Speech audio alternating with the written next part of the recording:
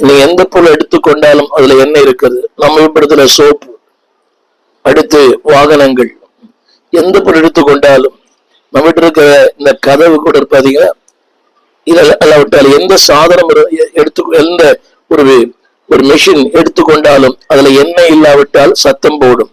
நாளில அன்புடைய பிள்ளைகளை, உங்களை எண்ணெய் ஆண்டவர் அந்த எண்ணெயை பாதுகாக்கிற, எண்ணெய் கிழங்குகளை பாதுகாக்கிற, எண்ணெய் அல்ல, அந்த வார்த்தை ஏற்பட்டது எண்ணெய் கிழங்குகளின் மேல், keep out of the oil.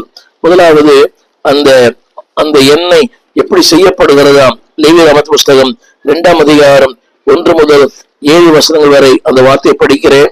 முதலாவது அதுல ஒரு வார்த்தை ஏற்பட்டிருக்கிறது, கர்த்தருக்கு காணிக்கை செலுத்த வேண்டுமானால் முதலாவது அவன் கொண்டு வருகிற அந்த காணிக்கையின் மேல் எண்ணெய் வார்த்து, திரையில் பாருங்கள், எண்ணெய் வார்த்து, அடுத்து தூபம் காட்டி. கவனிங்கள், அதுதான் தேவனுக்கு 7ஆம் அதிகாரம் 1ஆம் வசனம், அதுதான் தேவனுக்கு மகா பரிசுத்தமானது. இது தெரியுமா?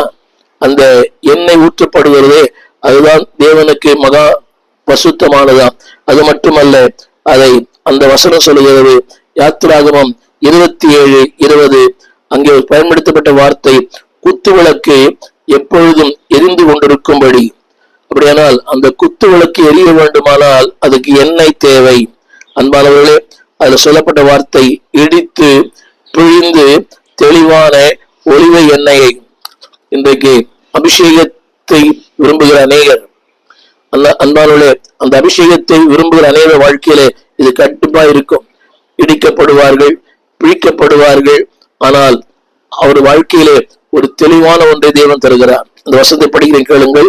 யாத்திராகமம் 27:20, அதுல சொல்லப்பட்ட ஆண்டு சொல்லுகிறார், அந்த குத்துவிளக்கு எப்போதும் எரிந்து கொண்டிருக்க வேண்டுமானால் உன்னுடைய வெளிச்சம், உன்னுடைய அபிஷேகம், உன்னுடைய கிருபை, உன்னுடைய வரங்கள், உன்னுடைய வல்லமை, it should be constantly, அது தொடர்ந்தேச்சியாய் அது பயன்பட வேண்டுமானால் ஆண்டு சொல்கிற வார்த்தை, அது இடிக்கப்பட வேண்டும். அது எந்த விதமான விதையா இருக்கலாம்.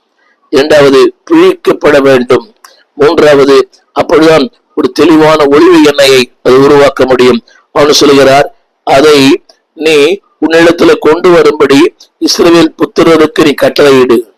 அப்படியானால் அது உன்னதுல தேவ சமூகத்துக்கு கொண்டு வரப்பட வேண்டும். என்னை கேட்டுக்கொண்டிருக்கிற பிள்ளையே, நீ தேவ சமூகத்துக்கு வர வேண்டுமானால், நீ அநேகருக்கு ஒரு ஆசீர்வாதமான, பயனுள்ள, உபயோகமான ஒரு பாத்திரமா இருக்க வேண்டுமானால், அந்த வசனம் சொல்லுகிறது, எப்போ